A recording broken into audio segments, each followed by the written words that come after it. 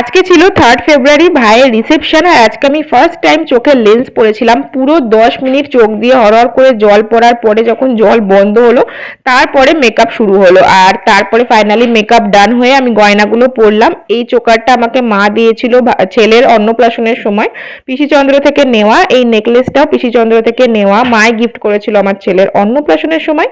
আর এই সীতাহারটা হচ্ছে আমার বিয়ের, এই খারুটাও পিসিচন্দ্র থেকে নেওয়া বিয়ের সময়কার। আর এই চূড় দুটো বিয়ের সময়েরই পিসিচন্দ্র থেকে নেওয়া। আর এই গোলাপ ফুল বালাটা হচ্ছে সেনকো থেকে নেওয়া, এটা উজ্জ্বল আমাকে একটা অ্যানিভার্সারিতে গিফট করেছিল।